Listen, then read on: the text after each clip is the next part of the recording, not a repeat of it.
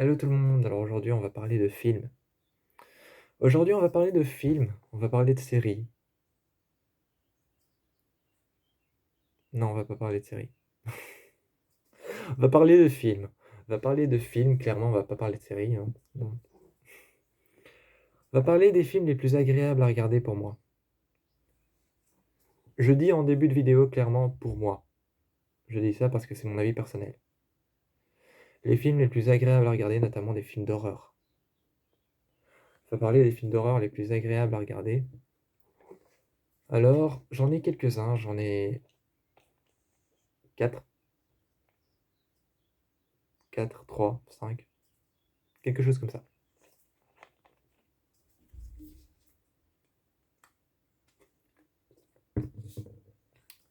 Le premier film, le premier film s'appelle The Sound. Donc le premier film s'appelle The Son, donc le fils en français. Je sais, mon anglais est à chier. Je sais, mon anglais est à chier, donc on va parler de The Sound, qui est un film de 2021. Oups. C'est un film de 2021, on va vous pitcher ça tout de suite. Alors, on va parler de The Son, qui est d'ailleurs dans la lignée du film Rosemary's Baby. Un grand film d'horreur, un grand classique. Ce film est donc dans la lignée de Rosemary's Baby. Je vais vous pitcher ça tout de suite. 2 minutes. Ça, c'est sûr que c'est 2 minutes. Dans la lignée de Rosemary's Baby, un condensé de terreur récompensé au Festival international du film fantastique de Bruxelles et au Festival international du film de Dublin. Si j'ai fait des longs espaces entre les mots, c'est pour que vous compreniez bien. Donc, en gros, dans la lignée de Rosemary's Baby, un condensé de terreur récompensé au Festival international du film fantastique de Bruxelles et au Festival international du film de Dublin. Voilà, là je l'ai dit plus vite. On va parler de mystérieux individus ayant tenté de kidnapper son fils David. Laura s'enfuit avec l'enfant dans les jours qui suivent, pas dans un jour qui suit. Dans les jours qui suivent, David tombe gravement malade. Souffrant d'une maladie étrange, décidé à protéger son fils, coûte que coûte, Laura est prête à commettre l'irréparable, mais le passé de la jeune femme recèle de terribles secrets. Ce film est juste hyper agréable. Ce film est juste hyper agréable. C'est un film de 2021, je sais même plus qui l'a réalisé. C'est pas écrit. C'est pas écrit. Donc oui, c'est toujours mieux les DVD, c'est un peu vintage. Ce film est putain d'agréable, surtout qu'il y a que des bons acteurs. Je sais pas si vous la reconnaissez. Qui c'est? C'est Andy Maticha. Je crois qu'il s'appelle comme ça. C'est Andy Makicha qui a joué dans Halloween, Halloween End, Halloween Kill. Elle fait que des bons films d'horreur. Elle fait que des films d'horreur, que des bons films d'horreur. Décidément. Donc elle a joué dans Halloween End, dans Halloween Kill, Halloween. Et elle a joué aussi dans Assimilate. Elle a joué dans Assimilate, qui est un film pas connu du tout. C'est un film d'horreur, mais c'est un film pas connu du tout. Et il s'appelle Assimilate. C'est assez bizarre. J'avoue, oui, je fais semblant de bégayer. Je fais semblant de bégayer, j'avoue. J'ai regardé Assimilate. C'est spécial. Très spécial. C'est spécial au point que quand tu regardes le film, t'es perdu, c'est flou. Au point que quand tu regardes le film et que t'es au milieu de l'histoire, voire même au début, t'es perdu. T'es perdu, tu sais pas, c'est flou, c'est confus. Assimilate parle d'un genre de chose, je sais pas, parasite qui atteint les gens et qui les assimile à quelque chose, d'où le titre Assimilate. Mais je préfère la reconnaître en tant que le personnage qu'elle a joué dans Halloween. Donc il y a une super bonne actrice, Andy Maticha. Et on est aussi sur un super bon acteur qui a joué dans Jindo Identity.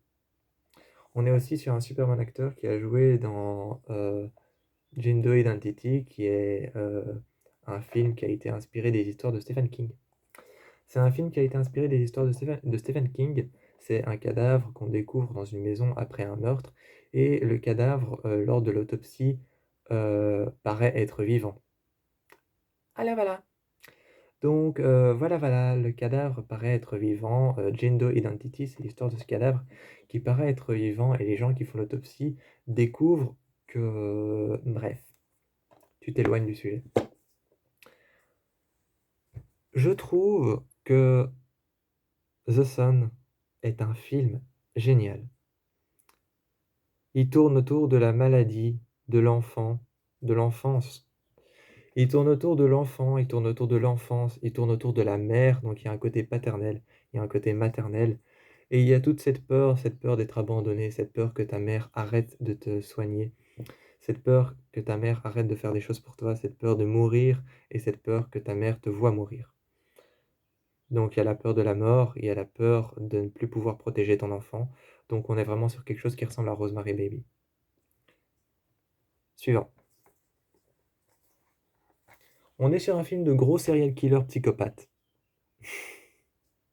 On est sur un film de gros serial killer psychopathe où vraiment c'est tuer pour être tué. C'est tuer pour tuer, tuer pour être tué, et c'est vraiment c'est pratiquement un jeu. Strangers Bury at Night est sorti en 2018 et raconte l'histoire de la suite de Strangers, enfin de The Strangers. Ça raconte la suite de The Strangers, qui était déjà un très bon film par The Grudge et par Le Cercle. Oui, je sais, vous êtes en train de vous dire comment imaginer un film qui a été fait par The Grudge et par Le Cercle et qui parle de tueurs en série. Comment vous dire oui, c'est vrai, c'est bizarre. Moi aussi, quand j'ai vu le 1 et que je me suis dit tueur en série, Le Cercle, The Grudge, par les producteurs de The Grudge et par Le Cercle, j'ai pas compris, mais quand j'ai vu le film, j'ai compris. Non, c'est pas un truc comme quoi les serial killers sont morts, mais c'est vraiment de la tuerie pure. C'est un truc de psychopathe. C'est vraiment un truc de psychopathe. C'est vraiment un truc de. C'est vraiment des malades. Ils sont dingues. Ils sont fous. Euh, donc, on est sur un casting plutôt simple. D'ailleurs, on retrouve un acteur de Le Cercle. Ça m'a fait rire. Ça m'a fait rire, on retrouve un acteur de Le Cercle. On a Christina Hendricks, Martin Anderson, qui jouait, je crois, Nolan. Ah non, Noah. Noah. On a Martin Anderson qui jouait Noah dans Le Cercle 1. Après, il est mort dans le 2. On a Christina Hendricks et Billy Madison. Billy Madison, qui d'ailleurs, dans mes dernières vidéos, va jouer dans le nouveau remake de Pretty Little Liars. Pretty Little Liars Original Sin. Je dis ça parce que je fais cette vidéo en 2022 et qu'il est sorti depuis un an. Voilà. Des oies migrateurs. Des oies migrateurs. Sorry. La fenêtre est ouverte. La fenêtre est ouverte, alors j'entends des oiseaux migrateurs. Ça me fait rire. Bref, donc je disais, Billy Madison va jouer dans le nouveau remake, enfin le nouveau reboot. Elle va jouer dans le nouveau reboot, la nouvelle version de Pretty Little Liars Original Sin, fait par les producteurs de Riverdale. J'avoue que ça promet d'être un peu comme Ravenswood et comme perfectionniste. Mais bon, donc on est sur une famille qui s'arrête la nuit à un camping isolé qui semble complètement désert. et une jeune femme étrange vient frapper à la porte. C'est le début d'une nuit d'horreur terrible. Pris pour cible et poursuivi sans relâche par 3 tueurs masqués, chacun devra lutter pour sauver sa peau dans un jeu de cache-cache impitoyable. Pour ceux qui ont lu un livre qui s'appelle Ne m'approche pas, c'est exactement la même chose. Donc voilà. Ensuite, on a un tout dernier qui est sorti en 2021, Old. Alors Old, c'est simple. Old, c'est simple, si je me mets comme ça, c'est parce que c'est un putain de coup de cœur. Old, c'est un putain de coup de cœur, si je me mets comme ça, c'est parce que j'ai adoré ce film. Old raconte l'histoire de plusieurs familles. Super, je tenais à l'envers. Oui, c'est perturbant, ça peut être dans les deux sens. Alors, on raconte en vacances. Oui, ça se passe en vacances. Ça fait déjà peur. Ça fait déjà peur, ça se passe en vacances. En vacances dans les tropiques, une famille s'arrête pour quelques heures sur une atoll. Une atoll, pour ceux qui ne savent pas, une atoll, c'est pas ce que portent les curés. C'est pas ce que portent les prêtres. Une atoll, ça c'est une étole. Donc voilà, une étole, c'est ce que portent les curés. Une atoll, c'est une petite plage. Donc, en vacances sous les tropiques, une famille s'arrête sur un atoll, pas une atoll. Donc, ils s'arrêtent sur un atoll isolé, entre parenthèses, une petite plage, où ils découvrent avec effroi que leur vie où ils découvrent donc avec effroi que leur vie va vastement se retrouver très vite à drastiquement accélérer. Putain! Quand j'ai entendu le pitch de ce film, je me suis dit: «Hugo, il faut que tu le regardes». Donc, ils découvriront avec effroi que le vieillissement, pas vieillissement, je sais même pas ce que ça veut dire vieillissez. Euh, donc, bref, avec effroi, dans les vacances dans les tropiques, une jeune femme. Je recommence, désolé parce que j'ai totalement. En même temps, c'est écrit petit. Allez, je recommence. Donc, une famille sous les tropiques s'arrête sur un atoll isolé. Donc, ils s'arrêtent sur un atoll isolé pour quelques heures. Et cette famille va découvrir avec effroi que leur vieillissement y est drastiquement accéléré et leur vie entière dépend alors de retrouver une manière de sortir de cette plage. En gros, ils arrivent sur une plage magnifique, géniale, qui ressemble à un îlot où personne ne viendrait jamais. Un îlot, c'est clairement le film, parce qu'un îlot, c'est ce qu'on appelle quelque chose de renfermé dans lequel tu fais quelque chose de long. Comme par exemple pour ceux qui ont vu le film de aussi M. Night Shyamalan, qui s'appelle Devil. C'est un îlot parce que ça se passe dans un ascenseur. Oui, 1h20 dans un ascenseur, ça fait très peur. 1h20 dans un ascenseur, ça fait très peur. Là, on est 1h20 sur une plage et c'est un îlot. Parce que quand même, une plage, c'est petit. On est sur une plage et c'est en plus une petite plage, c'est une crique, c'est une baie. Je peux vous trouver plein de synonymes, c'est une crique, c'est une baie, c'est un rebord de plage, c'est... Voilà. Enfin, c'est un atoll. Et donc ils vont découvrir avec effroi dans les vacances dans les tropiques que leur vieillissement y est donc accéléré, drastiquement accéléré. Drastiquement, ça veut dire tout de suite. Voilà. Donc ça veut vraiment dire c'est tout de suite accéléré et ils découvrent que ça commence à aller de plus en plus vite. Ensuite, c'est le dernier, The Monsters, sorti en 2016. Encore une fois, c'est l'un de mes coups de cœur. The Monsters, on est à la suite d'un accident au retour de pleine forêt. À la suite d'un accident en retour d'une pleine forêt, une mère et sa fille sont terrifiées et prisonnières sur le bord de la route par un monstre qui va les tourmenter sans pitié. Voilà, voilà. Voilà, voilà, donc on est vraiment sur un accident sur le bord de la route, en pleine forêt. Sur le bord de la route, ces deux jeunes femmes sont arrêtées à l'intérieur de leur voiture et un monstre sans pitié, sanguinaire, va commencer à les poursuivre. Les deux jeunes femmes vont découvrir avec effroi qu'elles vont devoir survivre sur le bord de la route alors qu'elles étaient censées aller quelque part, je pense que c'était chez leur père. Je pense que la mère devait déposer sa jeune fille chez son père. Et d'ailleurs, il y a toute une histoire familiale autour de ce film qui il y a toute une histoire familiale autour de ce film avec, la fille qui déteste sa mère parce que sa mère est une alcoolique et son père est violent, donc elle déteste ses parents. Elle déteste son père, elle veut pas rentrer chez son père, mais sa mère, le force à rentrer chez son père parce qu'elle est obligée quand même de faire une semaine sur 2 et de voir son père. Mais elle ne veut pas parce que son père est violent et que sa mère est alcoolique. Elle se retrouve alors prisonnière avec sa mère et sa mère est alcoolique et il y a des conflits entre eux et de temps en temps, le film a fait un truc intelligent, c'est foutre des flashbacks de ce qui se passait avant et il y a des flashbacks qui sont hyper sentimentales, il y a des flashbacks qui sont hyper sentimentaux, qui montrent vraiment, beaucoup de sentiments et beaucoup, parfois de haine, de rancœur et parfois de violence même avec le père. Parfois de violence, parfois de haine, parfois même de rancœur. Il y en a certains qui montrent de l'amour et de l'affection. Quand par exemple, il y a un flashback, je suis désolé, je vous le spoil, mais je vous le spoil vite fait sans vraiment vous le spoiler.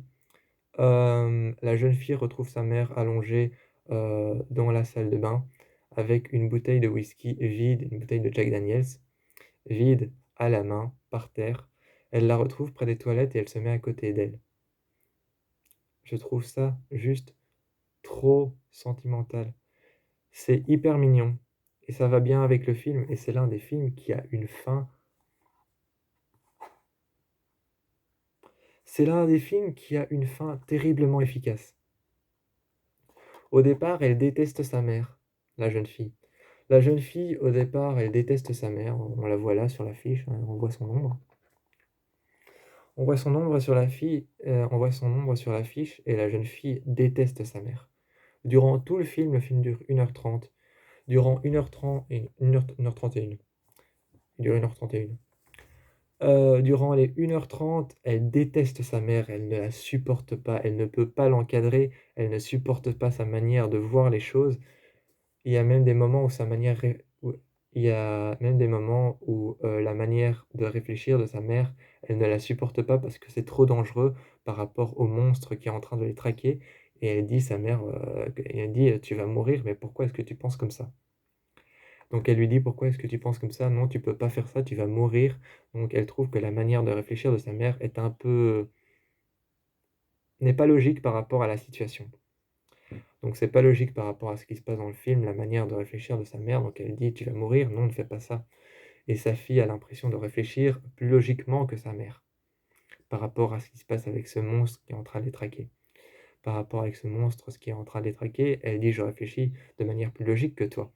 Mais à la fin, elle se rend compte qu'en fait, qu'elle soit insupportable, qu'elle ne réfléchisse pas de la bonne manière, ou qu'elle n'ait pas le même avis qu'elle, ou qu'elle l'oblige à faire des choses, à aller voir son père qui est violent, qu'elle soit alcoolique ou non, elle reste sa mère et à la fin, elle se rend compte de ça et sa mère est morte par terre sur le bord de la route et elle dit: «Je veux pas que tu partes, tu es ma mère». La première fois que j'ai vu ce film, j'ai chialé. Je le dis comme ça, hein, mais la première fois que j'ai vu ce film, j'ai chialé. Si vous voulez voir à quoi ressemble le monstre. Voilà. Il fait très peur. Il fait très peur le monstre, il ressemble à ça.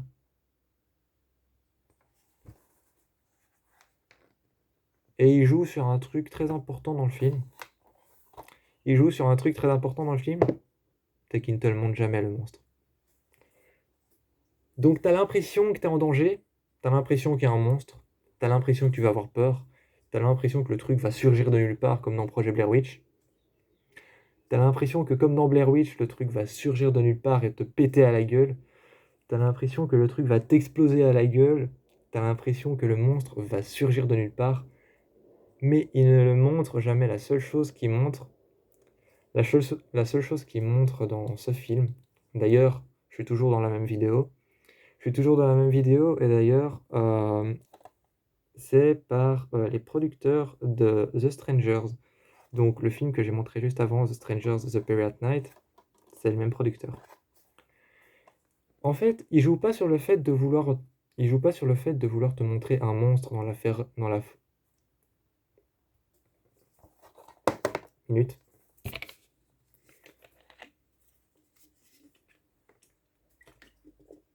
Il joue pas sur le fait de vouloir te montrer un monstre qui va t'exploser à la gueule et qui va t'arracher vraiment, les membres un par un.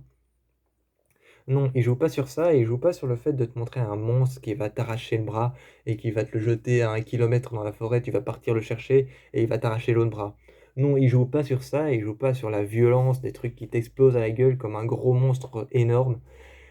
Non, il joue sur le truc, il joue vraiment sur le fait de se protéger et il joue surtout sur cette peur enfantine du monstre sous ton lit. Il joue sur la peur enfantine du monstre, sous ton lit et à la fin, tu comprends en fait pourquoi le monstre n'est pas là dans le film. Parce que la jeune fille à la fin sort de la forêt, de l'autre côté il fait clair et il y a un champ qui est illuminé par le soleil. Le soleil est là, mais le ciel est un peu gris. Le ciel est un peu gris, mais tout de même un peu blanc, donc le champ est éclairé. Elle sort de la forêt et elle dit cette phrase: «Ma mère avait raison. Les monstres existent, on ne les voit pas tout de suite, ils sont cachés dans l'obscurité et ils vous attendent». Donc en fait, il joue pas sur le truc qui va t'exploser à la gueule et t'arracher les bras. Non, il joue pas sur le sang, il joue seulement sur le fait que les monstres existent, mais qu'ils sont cachés. C'était mes films préférés à regarder, les films avec lesquels je suis plus à l'aise, les films d'horreur avec lesquels je suis le plus à l'aise. Et j'ai terminé avec The Monsters, du même producteur que The Strangers. Et je vous ai conseillé The Strangers 2, mais je vous conseille avant quand même de regarder Strangers 1.